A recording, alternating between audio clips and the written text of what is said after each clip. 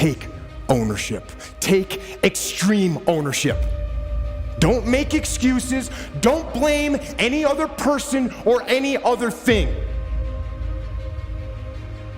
Get control of your ego. Don't hide your delicate pride from the truth. Take ownership of everything in your world, the good and the bad. Take ownership of your mistakes, take ownership of your shortfalls, take ownership of your problems, and then take ownership of the solutions that will get those problems solved. Take ownership of your mission. Take ownership of your job, of your team, of your future, and take ownership of your life. And lead. Lead.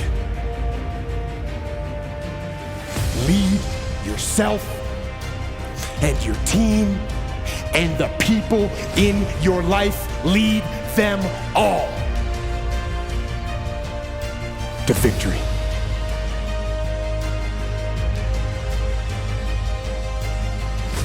You're never, ever, ever, ever going to feel like doing the things you need to do in order to have what you want. You're always going to need to push yourself. You're always going to need to parent yourself. So what is the net advice on this? What is the bottom line? The bottom line is no one's coming. No one. No one's coming to push you. No one's coming to tell you to turn the TV off. No one's coming to tell you to get out the door and exercise. Nobody's coming to tell you to apply for that job that you've always dreamt about. Nobody's coming to write the business plan for you. It's up to you. And because you're only ever going to do the things that you feel like doing right now or that feel good right now, unless you understand that you've got to parent yourself, you've got to push yourself, you're not going to make your dreams come true. You're just not.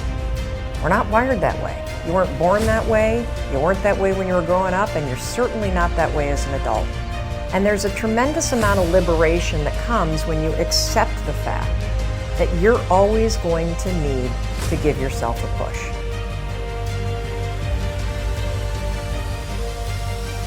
One of the things I have realized, and many of us have, that if you want something out of life, if you want to change yourself, if you want to acquire something, if there's some goal that you want to reach, that is really not easy as some people will make us feel. That living your dream, changing your behaviors, overcoming negative habits, it's challenging. It's hard. That living alone is just very difficult. And once we begin to come to grips with the fact that living is difficult, life is very challenging. So how do we begin to nurture that hunger? What are the characteristics or the qualities of people that are hungry? What will it take for me to get some of the things that I want? And being hungry for those things, number one, you've got to work on yourself. It's very important that you engage in an ongoing process to develop you. Spend more time on yourself than what you've been spending. It's very important. You owe that to yourself. Many of us never realize our greatness because we become sidetracked by secondary activity. We spread ourselves too thin, don't know how to say no. And we find ourselves doing all kinds of things and never ever have time to do those things that we need to do to work on ourselves. And then there goes a second, there goes another second, there goes another second, and we can't stop and hold time. And before you know it, you wake up one day and you're behind on your dreams and your bills.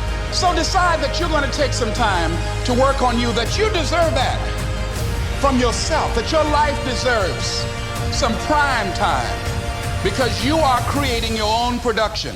You are the star of your show. You are the director. You're writing the script. And you will determine whether your life is, you determine that. Working on yourself, talking to yourself. That's so very important.